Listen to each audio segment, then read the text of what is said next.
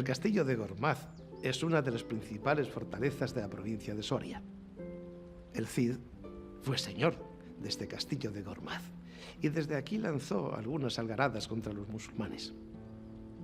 El año 1081, el rey Alfonso VI de Castilla estaba negociando la paz con el rey musulmán de Toledo. Pero las tierras de Gormaz fueron saqueadas por una cabalgada de jinetes musulmanes. La reacción del Cid no se hizo esperar y atacó las tierras de Henares. Enterado el rey Alfonso VI de esta acción de su caballero, pues no le gustó. Ponía en peligro esas negociaciones de paz y montó en cólera y castigó al Cid con el primer destierro.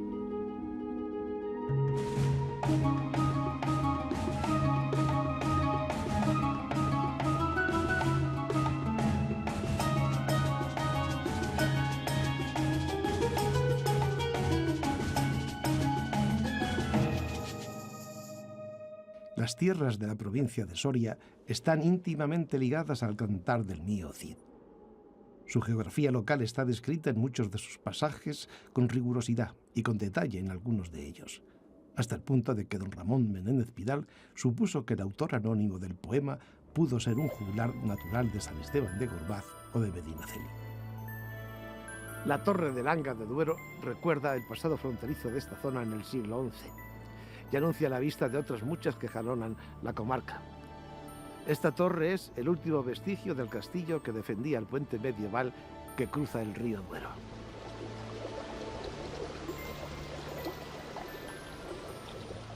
Pasar por este puente de 12 ojos es rememorar uno de los momentos cruciales de nuestra historia, en la que el río no solo era fuente de vida, sino también lugar de frontera y enfrentamiento, y a la vez de intercambio cultural y económico entre musulmanes y cristianos.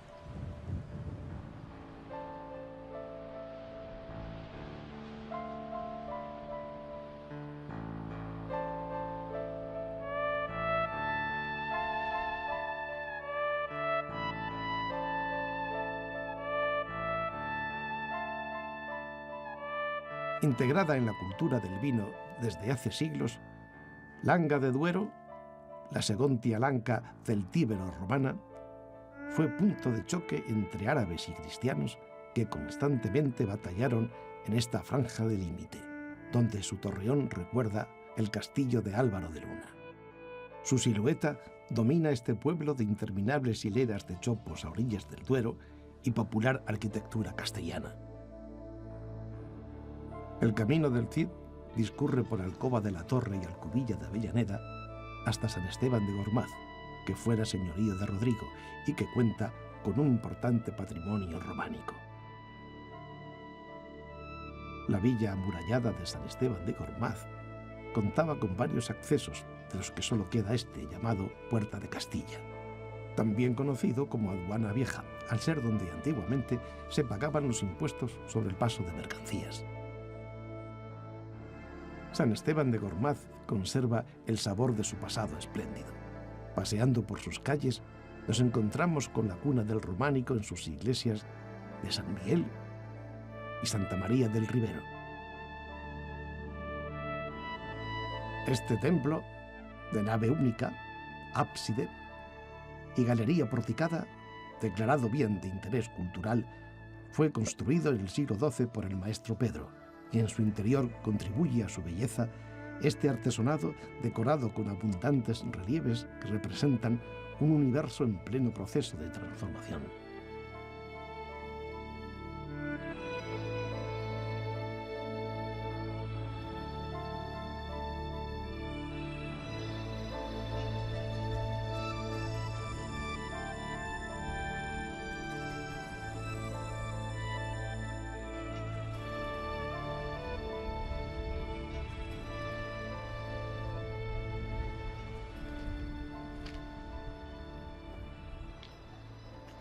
Desde el pórtico de la iglesia del Ribero se divisa todo San Esteban de Gormaz, derramándose en cascadas de tejas árabes y zarceras, que son los respiraderos de las bodegas.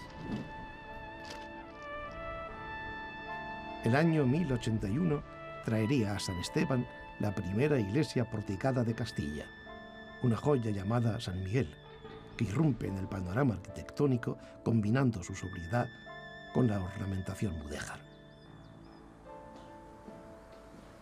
La iglesia de San Miguel fue construida por el maestro Julián mientras el Cid iba camino del destierro.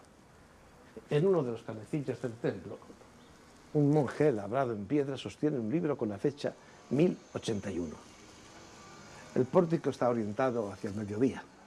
Era el lugar de reuniones concejiles, de actos litúrgicos, donde la cruz victoriosa convivía con recuerdos escultóricos del pasado moro aún reciente. El interior de la iglesia, que fue parroquia, convertida hoy en museo, nos muestra los murales de la capilla, descubiertos en 1987 y que pertenecen a la transición del románico al gótico. Esta talla de madera policromada del siglo XIII lleva el nombre de Virgen del Castillo, ya que apareció aquí, en el castillo de San Esteban, durante unas excavaciones.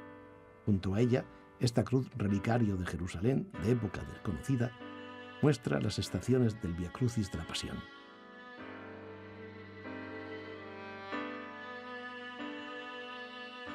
La pila del baptisterio es del siglo XII.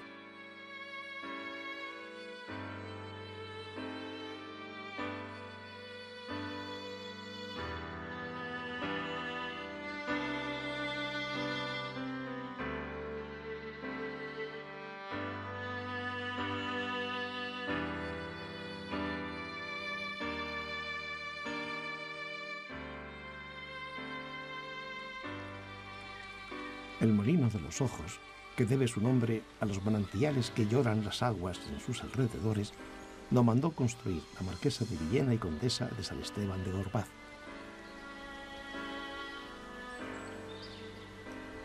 Desde 1998, en que el ayuntamiento creara una escuela taller para rehabilitar su uso, el molino se ha convertido en un ecomuseo para disfrute de visitantes.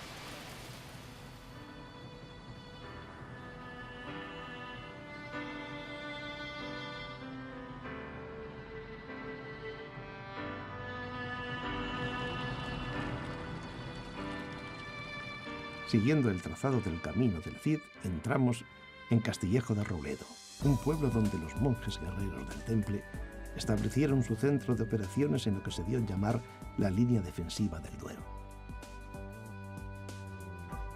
Su castillo templario, antigua alcazaba, hoy en ruinas, se levanta sobre sus silenciosas calles empedradas y muy cerca de la iglesia románica.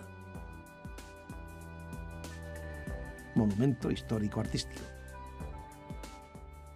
Desde niños, los castellanos escuchan un relato que la tradición sitúa por estos parajes. Con las cinchas corredizas. El poema sitúa el dramático acto literario en el Romeral de Corpes, en los parajes de Castillejo de Robledo. En el poema, la afrenta se produce por la venganza de los infantes de Carrión, motivada por las burlas que reciben de los vasallos del Cid a consecuencia de un incidente con un león escapado al que no supieron hacerle frente. Naturalmente, a la cobardía de los infantes se une su ambición.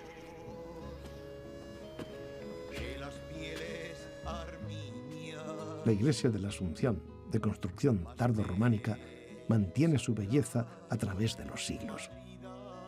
Su galería ha sido restaurada recientemente y tanto su pórtico como muros y otros elementos de acceso en el exterior presentan una tenue policromía.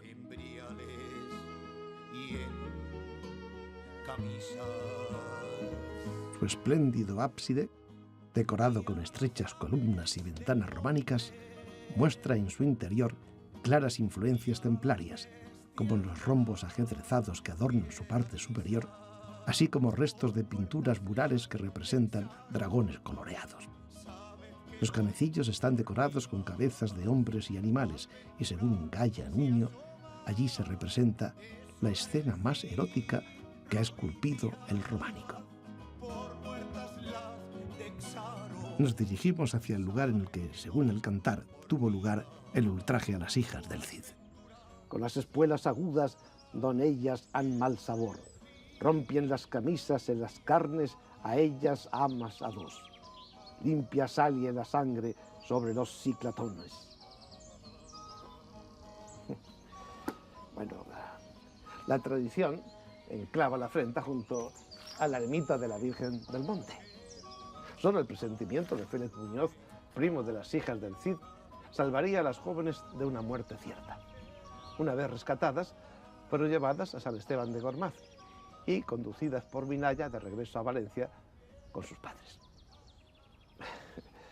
No sé, José Luis Corral, esta historia de los infantes de Carrión, el león que se escapa, esta afrenta a las hijas del Cid, bueno, parece que tiene un poco así de cuento, ¿verdad?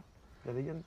Sí, es un episodio muy dramático, ¿verdad? Muy literario, pero muy dramático, pero un episodio que probablemente nunca existió en la realidad porque las hijas del Cid nunca se casaron con los infantes de Carrión y por tanto, si nunca se casaron con ellos, difícilmente pudo tener lugar este episodio. Oye, si partimos también de que el poeta les da otros nombres que a él le parecen más bonitos, porque no se llaman Doña Elvira y Doña Sol. Sí, en el poema se llaman Elvira y Sol, pero en la realidad se llamaban María y Cristina, claro. Ese era el nombre real de las hijas del Cid. Y se casan con otros señores. Pues sí, se casaron con un infante de Navarra y con un conde de Barcelona. Por eso hace bien el poema cuando al final dice, ahora los descendientes de los reyes de España son también descendientes del Cid, porque evidentemente en el siglo XIII los reyes de España ya eran descendientes del Cid. Ajá. Oye, ¿y por qué el poeta puede hacer de pronto esta historia de los infantes de Carrión? ¿Cuál puede ser la motivación de meter esa historia que de alguna manera afrenta a esos señores sin haberlo comido ni bebido? Pues mira, yo creo que es una historia que se introduce hacia el año 1200 en el poema, cuando Castilla y León están separados, son dos reinos distintos, están enfrentados, y seguramente un poeta castellano decide, de alguna forma, pues afrentar a unos infantes leoneses como eran los infantes de Carrión. Ah, pues bien, esa es una razón.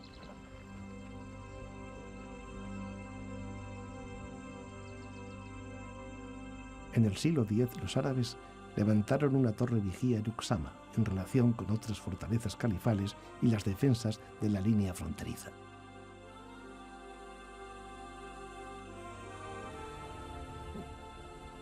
Este es el yacimiento arqueológico de la ciudad romana de Uxama.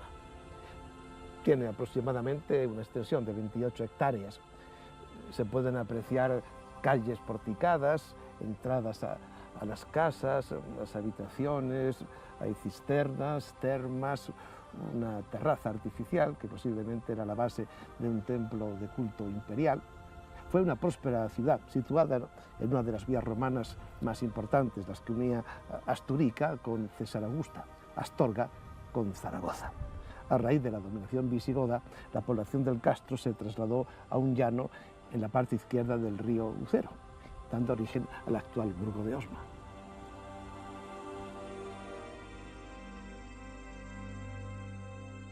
Durante la dominación islámica y tras los avatares de la Reconquista, cuando la zona fue controlada de nuevo por los cristianos, se produjo la restauración episcopal por el obispo Pedro de Bourget, San Pedro de Osma, en el siglo XII, quien eligió como sede catedralicia un apartado monasterio en la orilla izquierda del río Ucero.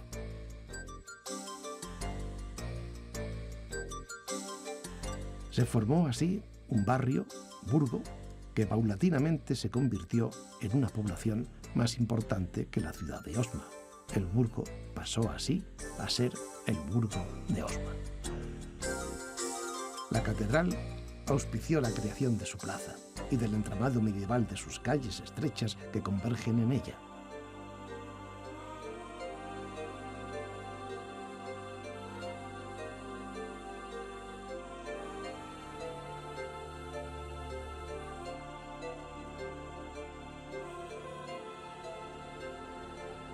El Burgo de Osma despliega en su conjunto histórico-artístico uno de los más surtidos legados de la provincia. Entre soportales castellanos y edificios nobles desembocamos en esta hermosa plaza que presenta la catedral. Exquisita fusión románica, gótica, barroca y neoclásica. De la catedral románica quedan pocos restos, pues fue derruida para construir la gótica actual promovida en 1232 por el obispo Juan Díaz. De época renacentista son esta fachada y escalinata de la capilla de San Pedro, así como alguna portada del claustro, y barrocas son su monumental torre y algunas cúpulas de capilla. En el interior, desde el presbiterio podemos ver verjas, vidrieras, órganos y sobre todo el impresionante retablo de la capilla mayor, construido a expensas del obispo Acosta por Juan de Juni, Juan Picardo y Pedro Andrés entre 1550 y 1554. La arquitectura del retablo es clásica, con rasgos claramente manieristas. La calle central consta de las escenas de la dormición de la Virgen, la Asunción y la coronación en el ático. El claustro actual se construyó entre 1511 y 1515 en estilo gótico flamenco. Tiene planta cuadrada y está cubierto con bóvedas de crucería estrellada. Desde la serenidad del claustro gótico nos acercamos al sepulcro policromado del santo fundador. En el museo podemos contemplar los cantorales y códices incunables, obras de orfebrería y objetos sacros. En la nave central, las tallas románicas y góticas y los caprichos vidriados de la luz que inundan el espacio de claroscuros.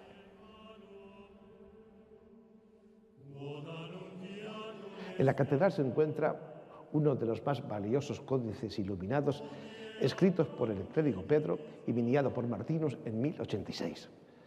Los beatos contienen los comentarios al Apocalipsis de San Juan, escritos en el siglo VIII por un monje del monasterio de San Martín de Liébana. Fueron realizados entre los siglos X y XIII y por su escasez y por su belleza y expresividad poseen un valor incalculable. Del Beato de Osma vamos a hablar con el Padre Juan Carlos. Padre Juan Carlos, este códice que ustedes conservan aquí tiene una característica especial. Aparece un mapa mundi donde vemos esa visión del mundo medieval. Sí, y además quizá para nosotros tiene un valor añadido, que es que el original se dedicó precisamente a un obispo de Osma, al obispo Eterio, que había tenido que huir a las montañas cántabras en la época de la invasión musulmana. Y después el códice que nosotros tenemos es del año 1086, precisamente de la misma época del Cid, y en ella la miniatura que más destaca, de las 72 que tiene, es una doble cara en la que se representa la visión que tenían del mundo en la época medieval.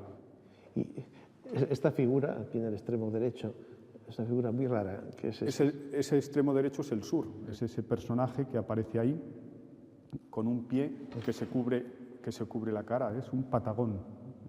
Y además aparece como un poco independiente del mapa. Hay como otra lengua de agua que separa los tres continentes de esa zona, que esa era la zona desconocida, y el mundo desconocido para ellos era toda la zona del desierto, del Sáhara, que se decía que era una zona que estaba habitada por unos personajes mitológicos, los patagones, que durante el día andaban sobre un pie y cuando querían descansar se protegían del sol interponiendo su pie entre la cara y el sol, ¿no?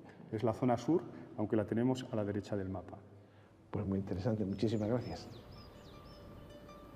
La fortaleza califal de Gormaz fue durante los siglos X y XI una de las posiciones estratégicas disputadas por musulmanes y cristianos.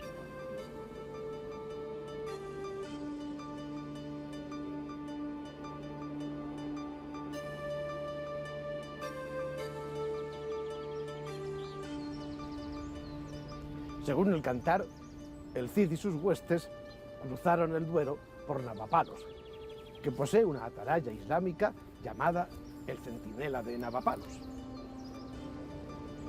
desde la que se comunicaban visualmente con otras torres vigía en los alrededores de Osma. Las atalayas vigías de origen musulmán se utilizaban como mecanismo de comunicación para alertar a las guarniciones de fortificaciones y castillos mediante el uso de espejos y de emisiones sonoras ante una situación de peligro.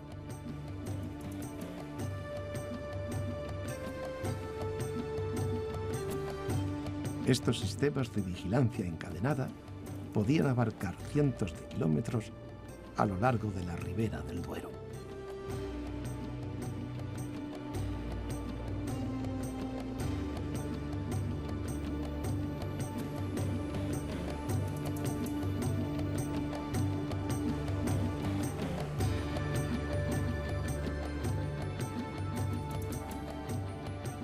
Desde la lejanía, ya nos sentimos atraídos por la belleza arquitectónica del castillo de Berlanga.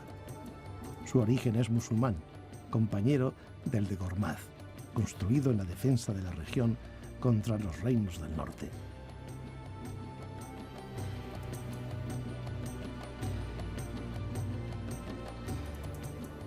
La villa de Berlanga, junto a los citados Naval y Gormaz, formaba parte de la línea defensiva del Duero. Entre sus atractivos encontramos su castillo, de planta renacentista, asentado sobre otro anterior del siglo XII. Por la vieja puerta de Aguilera, el último vestigio de lo que fuera muralla medieval, se entra en la villa.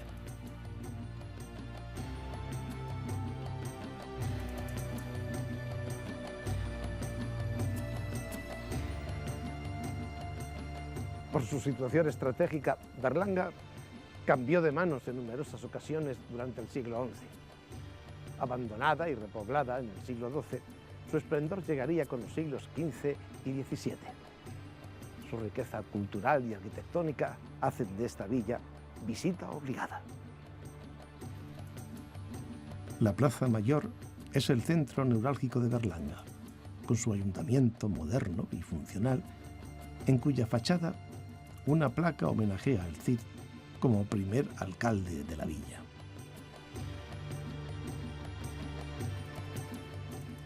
La plaza está rodeada de soportales apoyados en pies de madera con ancha base de piedra y con edificios típicos de la arquitectura castellana, que justifican sobradamente la declaración de Berlanga como conjunto histórico-artístico.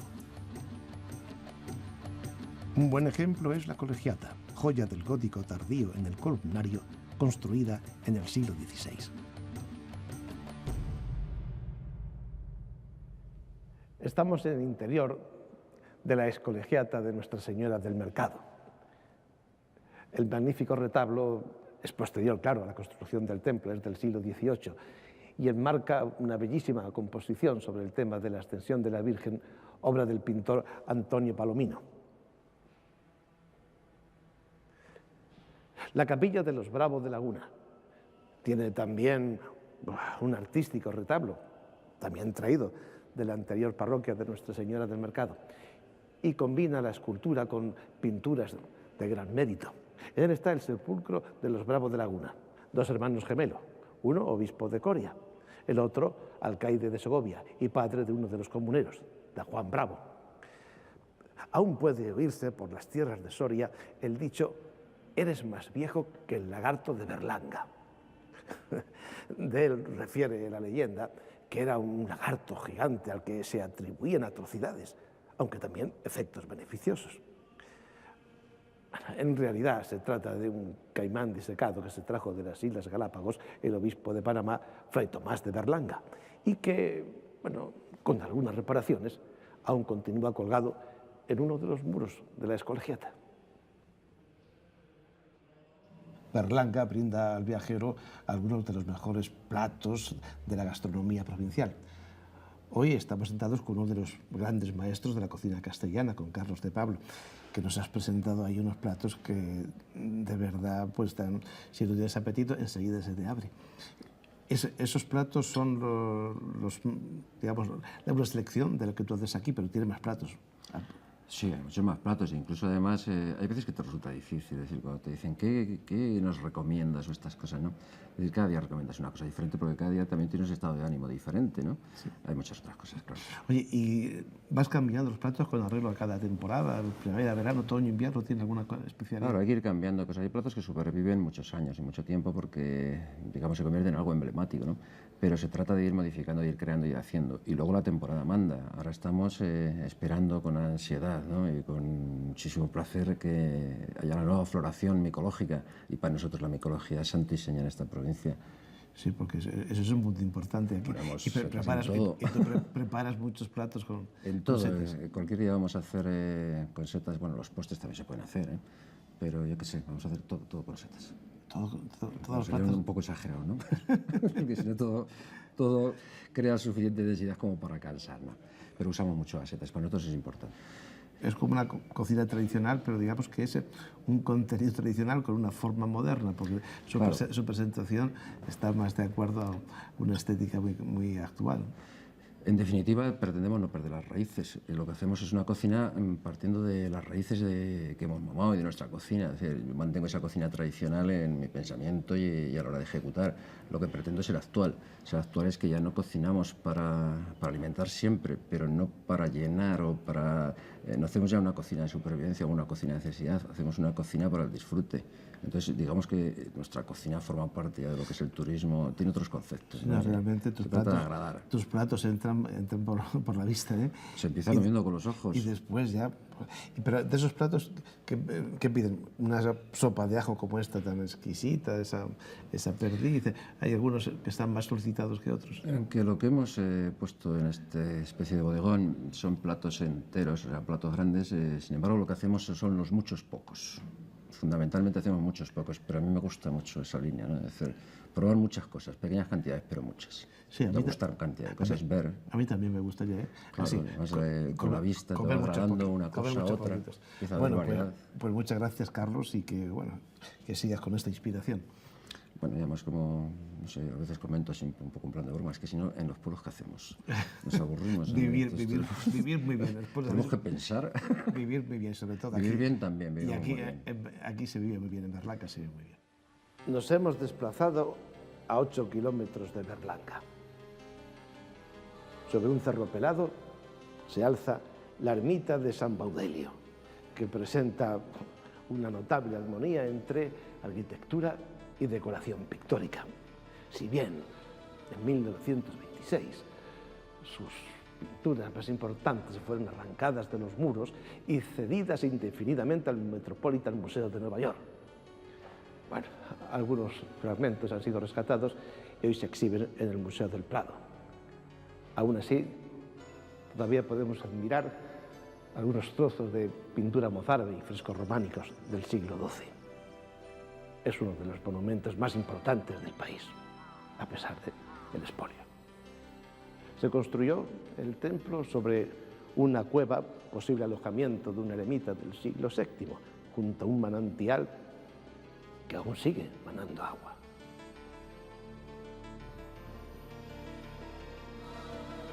Construida hace casi un milenio, en el centro de la nave principal se levanta hasta la bóveda la columna de piedra en forma de palmera que enmarca el interior de San Baudelio. Es un prodigio de formas, luces y colores y fue todo un símbolo del cruce de culturas que convivieron en esta zona fronteriza a finales del siglo XI. En ese sentido, la ermita parece a un mismo tiempo mezquita e iglesia. El testero de la capilla del ábside, con ventana abocinada, muestra a ambos lados los iconos de San Nicolás y San Baudelio. Hay cierta controversia en la interpretación estética y valoración histórica de las pinturas. En las zonas bajas están representados temas cinegéticos, naturalistas y animales que podrían ser atribuidas a ilustradores de origen musulmán y que presentan notables diferencias temáticas y estilísticas con la planta superior, donde impera el lenguaje cristiano románico con pasajes de la historia sagrada. La lamentable expoliación solo nos ha dejado la impronta de algunas imágenes, como la del dromedario. Aunque también esta figura del cagón, probablemente un signo de rebeldía del artista popular frente a los clérigos que regulaban su trabajo. Y huellas de la estructura ausente del programa iconográfico que ilustró la arquitectura de San Baudelio. Las pinturas restauradas corresponden a dos espacios, los nervios y las plementeras de la bóveda. La ermita de San Baudelio quiere volver a brillar.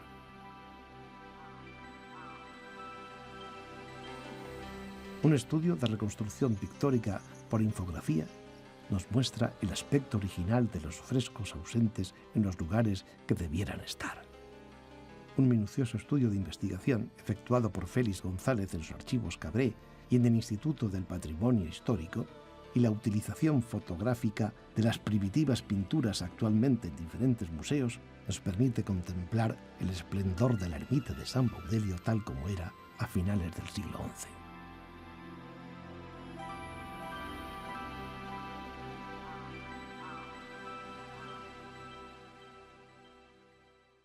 A unos 10 kilómetros de San Baudelio está Reyo, villa medieval que posee uno de los conjuntos amurallados mejor conservados. Reyo se alza sobre un cerro perfectamente integrado en el entorno. Es uno de los lugares de más raigambre de la provincia. Nos encontramos con su imagen medieval nada más tras pasar una de las dos espléndidas puertas del siglo XIV. Destaca por su singularidad el rollo de Reyo, lugar donde se exponían las cabezas y cuerpos de los ajusticiados y a los delincuentes para escarnio público. La picota es de hierro en vez de las usuales de piedra, ya que en realidad se trata de una bombarda del siglo XV. Declarado bien de interés cultural, Reyo asombra al visitante por sus calles limpias y silenciosas. Su arquitectura popular ha convertido a esta aldea en una bella realidad visual, elevada a categoría de villa. Hoy cuenta con casa rural. Retortillo de Soria es la última localidad soriana en este tramo del camino. Paso obligado para adentrarnos en la Sierra de Miedes, que el Cid cruzaría en el 9º día de su destierro, adentrándose así en tierras musulmanas de la actual Guadalajara, sobre cuya parte en el camino volveremos en el próximo capítulo.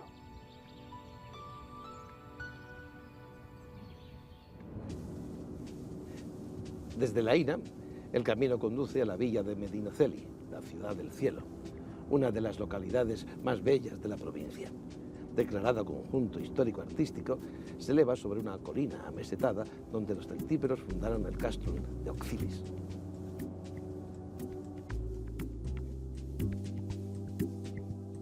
Medinaceli fue habitada por celtíberos, romanos y musulmanes. Aunque el cantar la cita como plaza castellana, en realidad fue territorio musulmán en vida de don Rodrigo.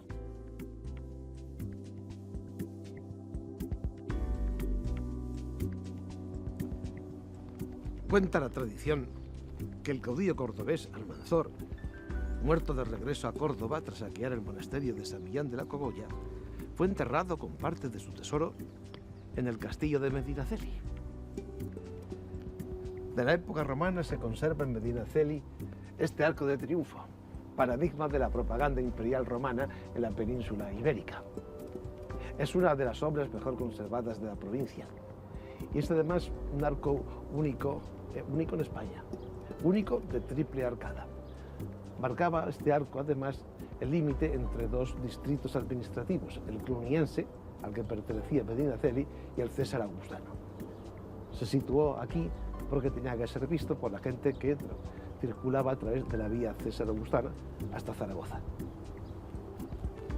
El viajero que llegue a esta ciudad se encontrará con su palacio ducal, también sometido a restauración. Y el poder evocador de sus calles bien empedradas, sus casonas, restos del trazado urbanístico de la época árabe, callejuelas estrechas, pasadizos y soportales, mansiones decoradas con escudos y excedentes enrejados. Y su escolegiata, obra gótica del siglo XVI, en cuya capilla del altar mayor, no muy lejos de esta talla de Cristo crucificado del siglo XV, está el panteón de los duques de Medinaceli. Un hecho relevante que ayudará a dar más renombre, si cabe, a la Medinat Salim de los musulmanes es el paso del Cid por estas tierras y la tesis de que uno de los juglares del cantar de la gesta de Rodrigo Díaz naciera en el Valle de Arbujuelo. La Gran Plaza Mayor, antiguo foro romano, aloja en un edificio del siglo XVI la antigua alhóndiga, utilizado antaño como lugar de compra-venta y depósito de grano. Hoy es oficina de turismo y frente a ella, en las noches de verano tienen lugar las llamadas Noches Musicales de Medinaceli.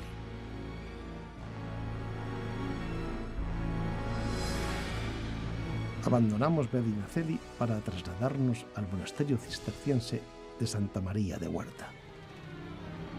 Por el arco de entrada, que posiblemente sustituyó a un arco triunfal del tiempo de la fundación, accedemos a la plaza. En ella, la fachada de la iglesia, con su portada abocinada y rosetón de 8 metros, es una maravillosa recompensa para quien se desplace a este conjunto monástico. La fachada del monasterio es obra del siglo XVI, la parte del edificio que ha sufrido más remodelaciones, aunque se conserva la portada grecorromana que da acceso al interior. En la actualidad está destinado principalmente a hospedería. Claustro gótico del siglo XIII, alrededor del cual los monjes realizaban su vida.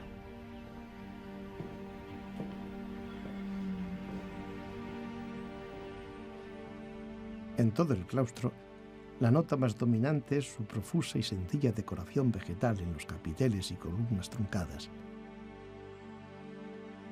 encajes y hojas de vid y de acanto. En las claves de las ojivas, rosetas y piñas.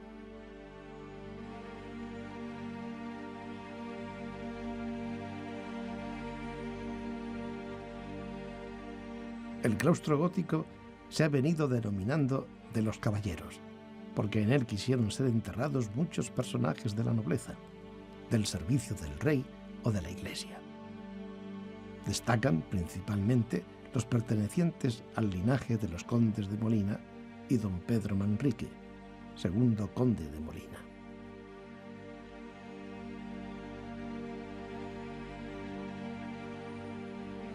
Por una pequeña puerta del claustro se accede a la iglesia, donde se encuentra en primer lugar el coro tallado en 1557 y el órgano del siglo XVII, con ornamentación neoclásica.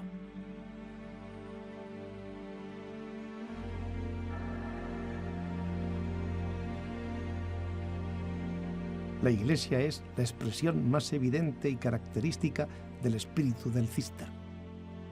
En este lugar, al que la comunidad acude 7 veces al día, la austeridad, despojo y desnudez de la piedra dan su forma más amplificada a los espacios.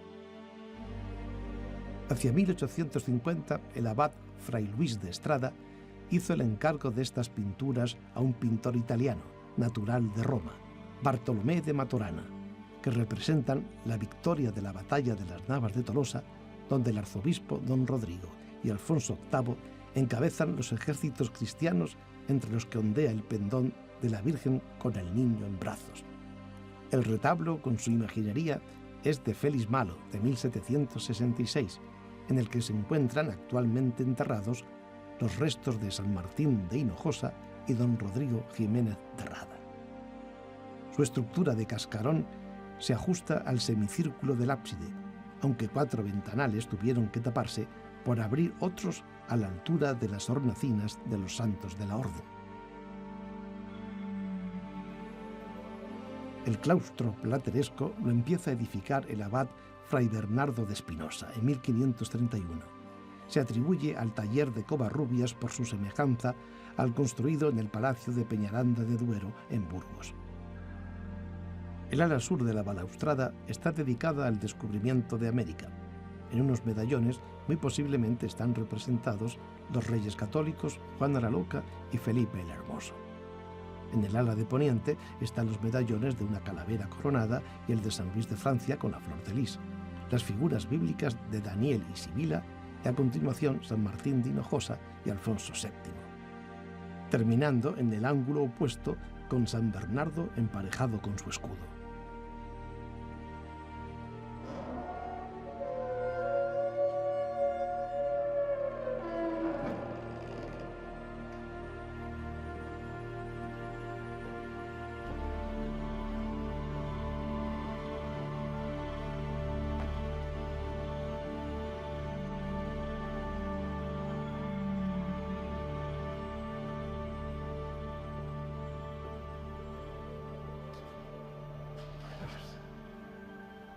Refectorio de los monjes del siglo XIII. Es una obra única dentro de la arquitectura de la orden. Está concebida como un gran espacio de luz y construida en dos tiempos. Al primero correspondería la parte baja con los ventanales y más tarde se decidió elevar su altura con bóvedas sexpartitas que se sostienen sobre los muros sin necesidad de columnas de apoyo. Está bien de destacar la escalera con columnas que sube al púlpito del lector.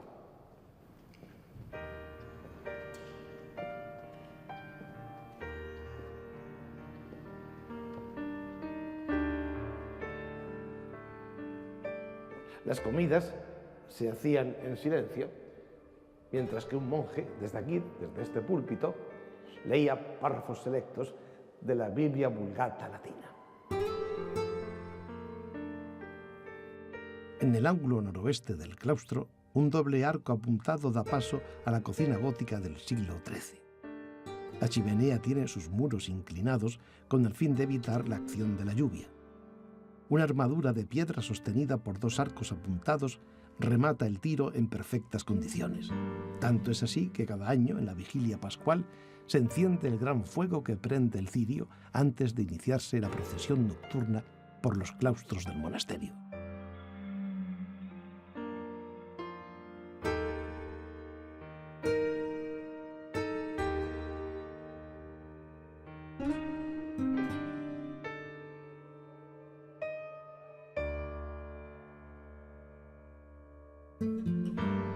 Se termina el periplo por tierras sorianas para entrar en tierras musulmanas, donde el Cid se topará con numerosos enemigos que deberá vencer en su camino hacia Valencia.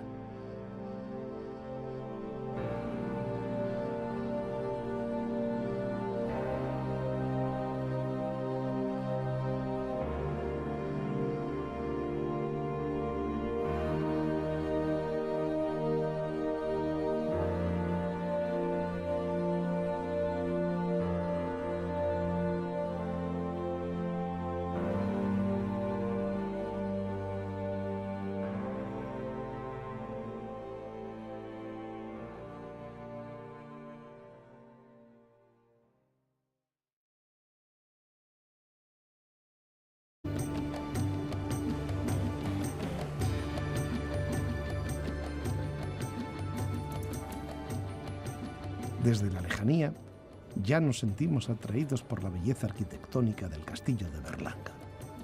Su origen es musulmán, compañero del de Gormaz, construido en la defensa de la región contra los reinos del norte.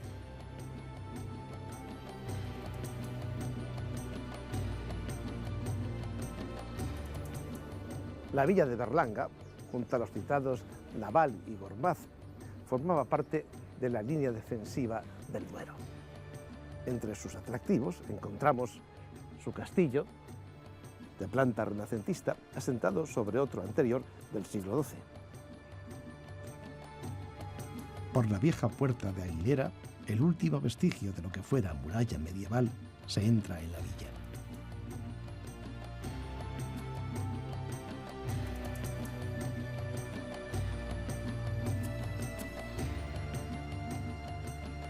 Por su situación estratégica, Berlanga cambió de manos en numerosas ocasiones durante el siglo XI.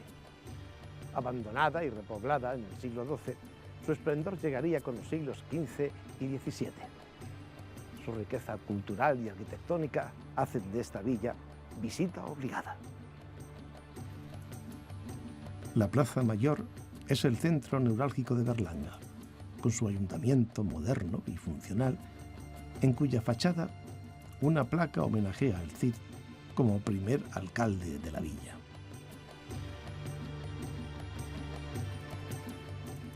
La plaza está rodeada de soportales apoyados en pies de madera con ancha base de piedra y con edificios típicos de la arquitectura castellana, que justifican sobradamente la declaración de Berlanga como conjunto histórico-artístico.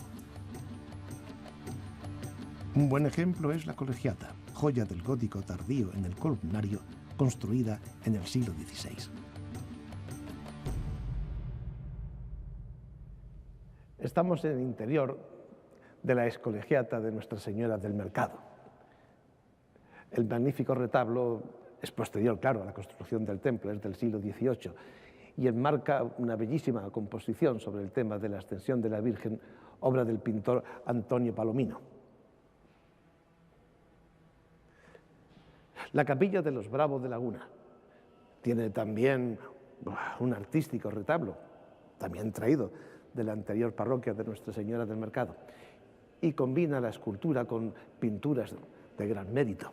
En él está el sepulcro de los Bravos de Laguna, dos hermanos gemelos, uno obispo de Coria, el otro alcaide de Segovia. En la época romana se conserva en Medinaceli este arco de triunfo, paradigma de la propaganda imperial romana en la península ibérica. Es una de las obras mejor conservadas de la provincia y es además un arco único en España, único de triple arcada. Marcaba este arco además el límite entre dos distritos administrativos, el cluniense, al que pertenecía Medinaceli, y el César Augustano. Se situó aquí porque tenía que ser visto por la gente que circulaba a través de la vía César Augustana hasta Zaragoza. El viajero que llegue a esta ciudad se encontrará con su palacio ducal también sometido a restauración.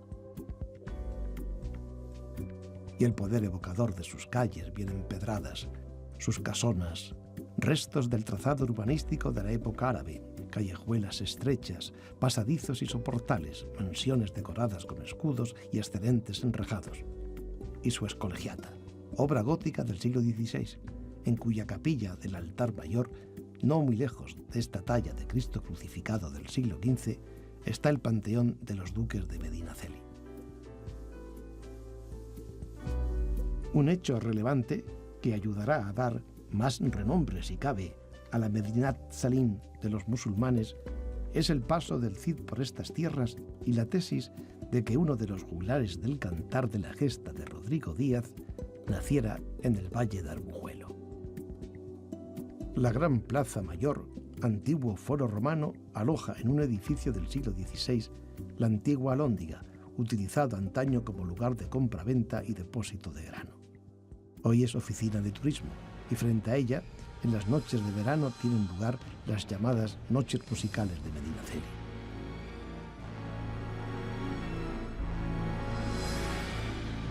Abandonamos Medinaceli para trasladarnos al monasterio cisterciense de Santa María de Huerta.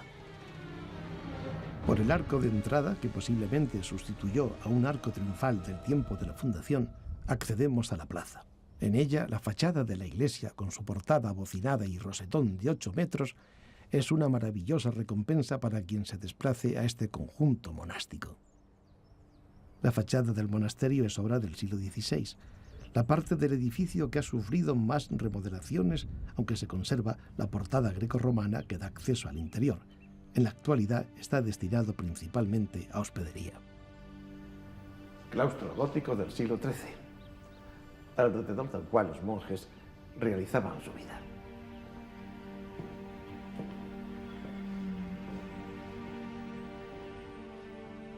En todo el claustro, la nota más dominante es su profusa y señales que lloran las aguas en sus alrededores.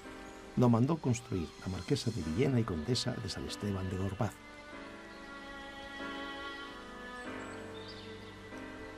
Desde 1998, en que el ayuntamiento creara una escuela taller para rehabilitar su uso, el molino se ha convertido en un ecomuseo para disfrute de visitantes.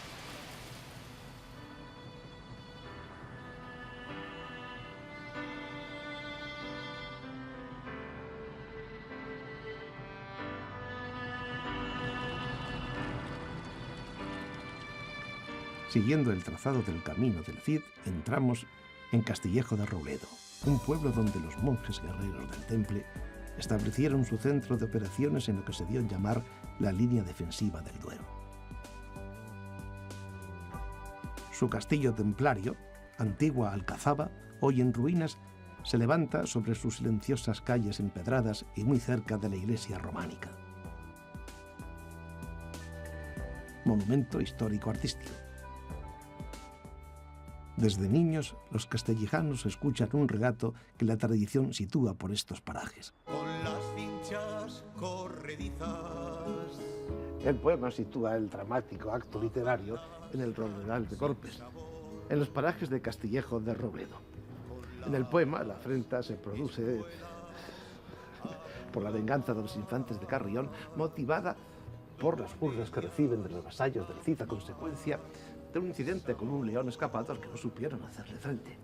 Naturalmente, a la cobardía de los infantes se une su ambición.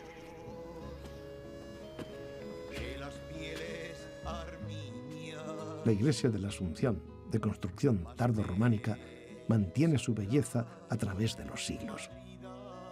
Su galería ha sido restaurada recientemente y tanto su pórtico como muros y otros elementos de acceso en el exterior presentan una tenue policromía.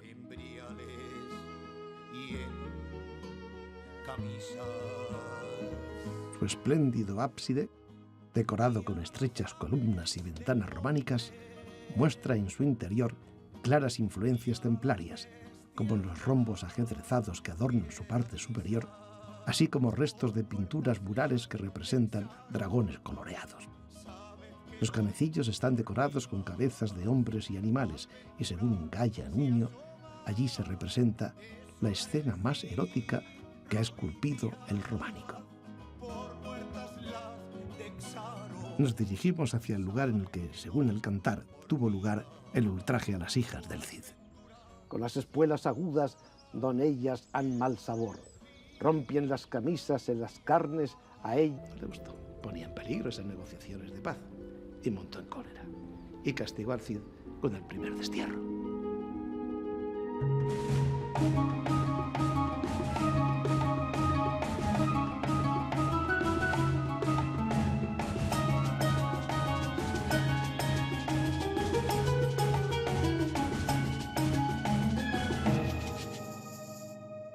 Las tierras de la provincia de Soria están íntimamente ligadas al cantar del mío Cid.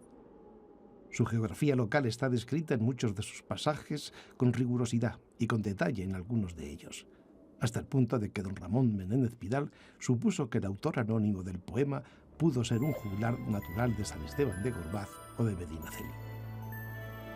La torre de Langa de Duero recuerda el pasado fronterizo de esta zona en el siglo XI y anuncia la vista de otras muchas que jalonan la comarca.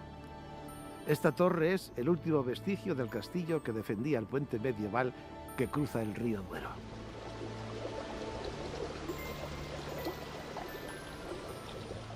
Pasar por este puente de 12 ojos es rememorar uno de los momentos cruciales de nuestra historia, en la que el río no solo era fuente de vida, sino también lugar de frontera y enfrentamiento, y a la vez de intercambio cultural y económico entre musulmanes y cristianos.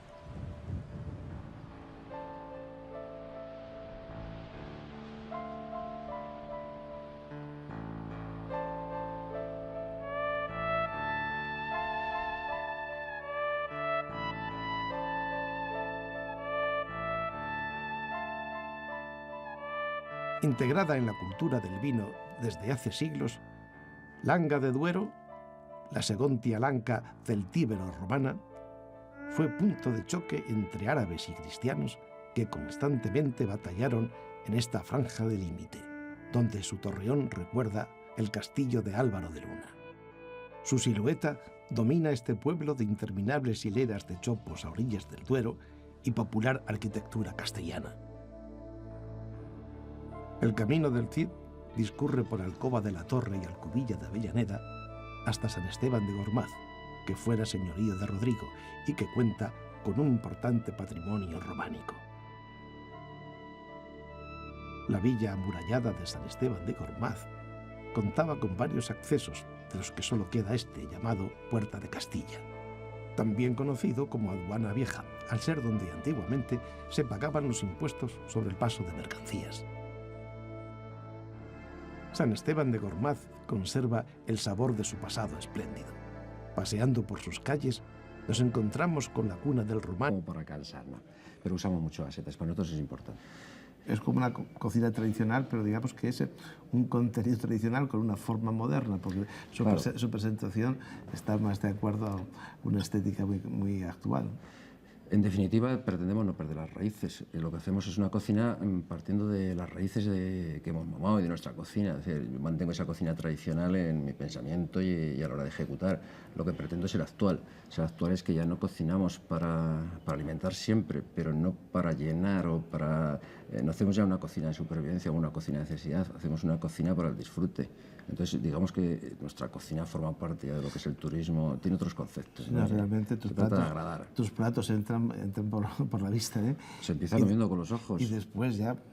Pero de esos platos, ¿qué piden? Una sopa de ajo como esta tan exquisita, esa perdiz. Hay algunos que están más solicitados que otros. Que lo que hemos puesto en esta especie de bodegón son platos enteros, o sea, platos grandes. Sin embargo, lo que hacemos son los muchos pocos.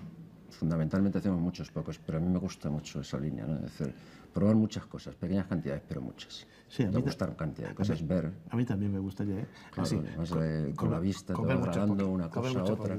Bueno, pues muchas gracias, Carlos, y que sigas con esta inspiración. Bueno, y además como, no sé, a veces comento así un poco en plan de broma, es que si no, en los pueblos, ¿qué hacemos? Nos aburrimos. Vivir muy bien. Tenemos que pensar. Vivir muy bien, sobre todo. Vivir bien también. Y aquí se vive muy bien, en Berlanga se vive muy bien.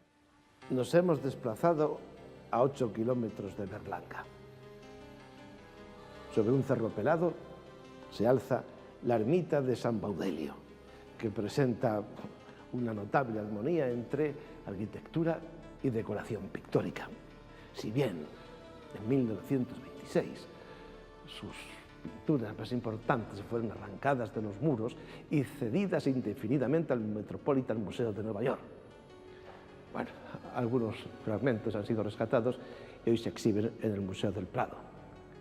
Aún así, todavía podemos admirar algunos trozos de pintura mozárabe y frescos románicos del siglo XII. Es uno de los monumentos más importantes del país, a pesar del expolio. Se construyó el templo sobre una cueva, posible alojamiento de una eremita del siglo VII, junto a un manantial que aún sigue manando agua.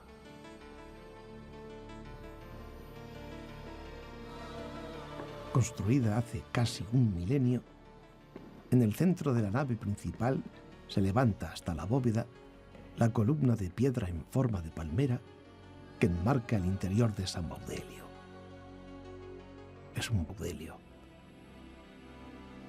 Las pinturas restauradas corresponden a dos espacios, los nervios y las plementeras de la bóveda. La ermita de San Baudelio quiere volver a brillar.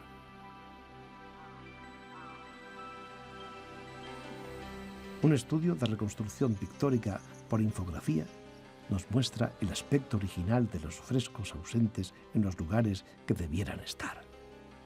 Un minucioso estudio de investigación efectuado por Félix González en los archivos Cabré y en el Instituto del Patrimonio Histórico y la utilización fotográfica de las primitivas pinturas actualmente en diferentes museos nos permite contemplar el esplendor de la ermita de San Baudelio tal como era a finales del siglo XI.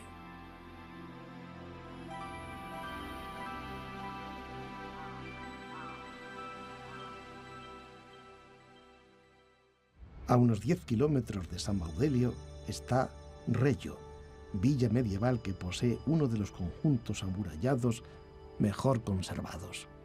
Reggio se alza sobre un cerro perfectamente integrado en el entorno.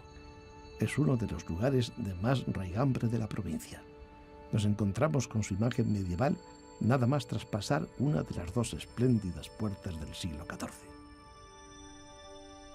Destaca por su singularidad el rollo de Reggio, lugar donde se exponían las cabezas y cuerpos de los ajusticiados y a los delincuentes para escarnio público. La picota es de hierro en vez de las usuales de piedra, ya que en realidad se trata de una bombarda del siglo XV. Declarado bien de interés cultural, Reggio asombra al visitante por sus calles limpias y silenciosas. Su arquitectura popular ha convertido a esta aldea en una bella realidad visual, elevada a categoría de villa. Hoy cuenta con casa rural. Retortillo de Soria es la última localidad soriana en este tramo del camino. Paso obligado para adentrarnos en la Sierra de Miedes, que el Cid cruzaría en el 9º día de su destierro, adentrándose así en tierras musulmanas de la actual Guadalajara, sobre cuya parte en el camino volveremos en el próximo capítulo.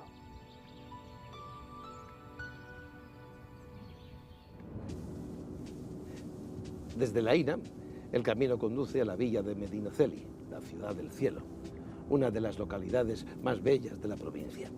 Declarada conjunto histórico-artístico, se eleva sobre una colina amesetada donde los celtíberos fundaron el castrum de Auxilis.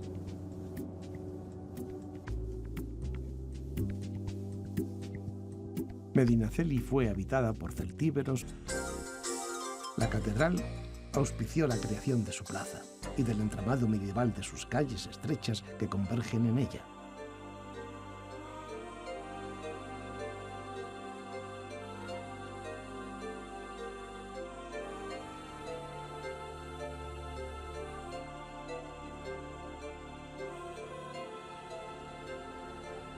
El Burgo de Osma despliega en su conjunto histórico-artístico uno de los más surtidos legados de la provincia.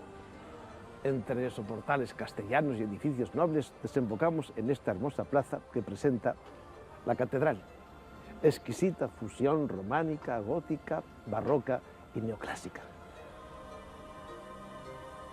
De la catedral románica quedan pocos restos, pues fue derruida para construir la gótica actual promovida en 1232 por el obispo Juan Díaz. De época renacentista son esta fachada y escalinata de la capilla de San Pedro, así como alguna portada del claustro, y barrocas son su monumental torre y algunas cúpulas de capilla.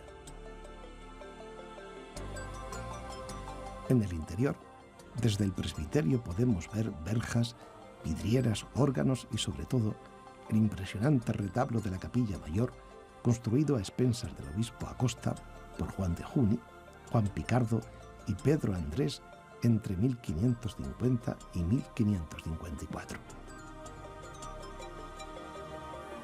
La arquitectura del retablo es clásica, con rasgos claramente manieristas. La calle central consta de las escenas de la dormición de la Virgen, la Asunción y la coronación en el ático.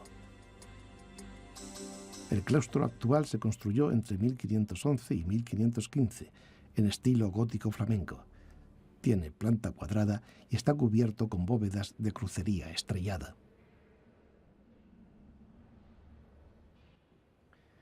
Desde la serenidad del claustro gótico nos acercamos al sepulcro policromado del santo fundador. En el museo podemos contemplar los cantorales y códices incunables, obras de orfebrería y objetos sacros. En la nave central, las tallas románicas y góticas y los caprichos vidriados de la luz que inundan el espacio de claroscuros.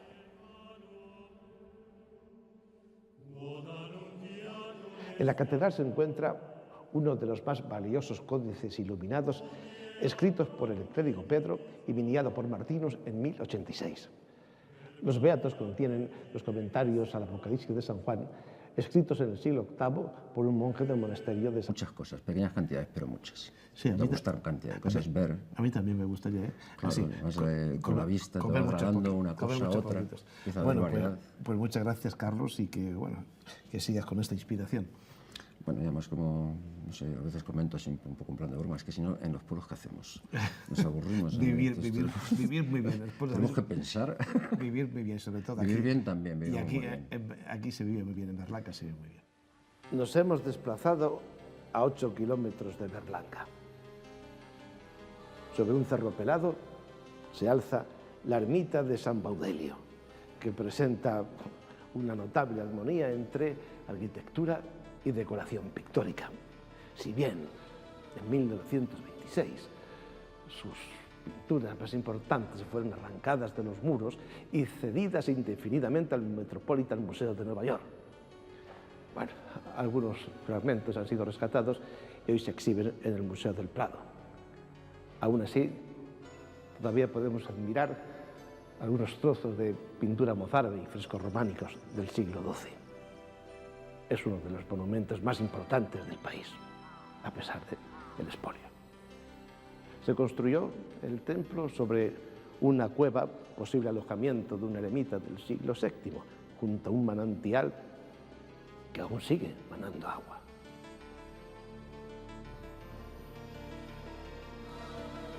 Construida hace casi un milenio, en el centro de la nave principal se levanta hasta la bóveda la columna de piedra en forma de palmera que enmarca el interior de San Baudelio. Es un prodigio de formas, luces y colores y fue todo un símbolo del cruce de culturas que convivieron en esta zona fronteriza a finales del siglo XI. En ese sentido, la ermita parece a un mismo tiempo mezquita e iglesia. El testero de la capilla del ábside, con ventana abocinada, muestra a ambos lados los iconos de San Nicolás y San Baudelio. Hay cierta controversia en la interpretación estética y valoración histórica de las pinturas. En las zonas bajas están representados temas cinegéticos, naturalistas y animales que podrían ser atribuidas a ilustradores de origen musulmán y que presentan notables diferencias temáticas y estilísticas con la planta superior, donde impera el lenguaje cristiano románico con pasajes de la historia sagrada. La lamentable expoliación solo nos ha dejado la impronta de algunas imágenes, como la del dromedario. Aunque también esta figura del cagón, probablemente un signo de rebeldía del artista popular frente a los clérigos que regulaban su trabajo. Romana en la península ibérica. Es una de las obras mejor conservadas de la provincia y es además un arco único en España, único de triple arcada. Marcaba este arco además el límite entre dos distritos administrativos, el cluniense, al que pertenecía Medinaceli, y el César Augustano. Se situó aquí porque tenía que ser visto por la gente que circulaba a través de la vía César Augustana hasta Zaragoza. El viajero que llegue a esta ciudad se encontrará con su palacio ducal también sometido a restauración. Y el poder evocador de sus calles bien empedradas, sus casonas, restos del trazado urbanístico de la época árabe, callejuelas estrechas, pasadizos y soportales, mansiones decoradas con escudos y excelentes enrejados. Y su escolegiata, obra gótica del siglo XVI, en cuya capilla del altar mayor, no muy lejos de esta talla de Cristo crucificado del siglo XV, está el panteón de los duques de Medinaceli. Un hecho relevante que ayudará a dar más renombre, si cabe, a la Medinat Salim de los musulmanes es el paso del Cid por estas tierras y la tesis de que uno de los juglares del Cantar de la Gesta de Rodrigo Díaz naciera en el Valle de Arbujuelo. La Gran Plaza Mayor, antiguo foro romano, aloja en un edificio del siglo XVI la antigua alhóndiga, utilizado antaño como lugar de compra-venta y depósito de grano. Hoy es oficina de turismo y frente a ella, en las noches de verano tienen lugar las llamadas Noches Musicales de Medinaceli.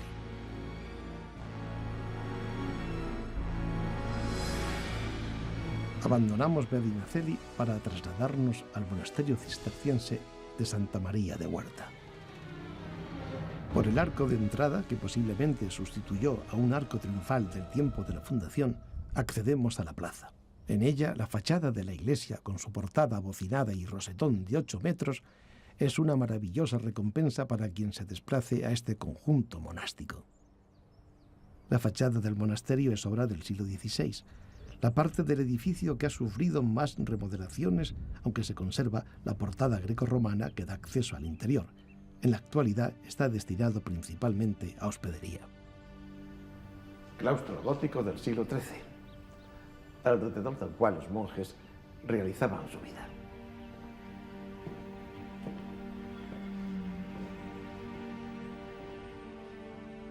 En todo el claustro, la nota más dominante es su profusa y sencilla decoración vegetal en los capiteles y columnas truncadas.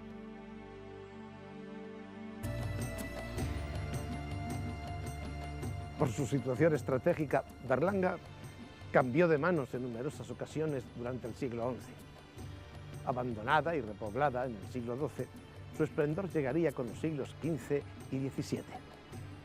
Su riqueza cultural y arquitectónica hacen de esta villa visita obligada. La Plaza Mayor es el centro neurálgico de Berlanga, con su ayuntamiento moderno y funcional, en cuya fachada una placa homenajea al Cid como primer alcalde de la villa.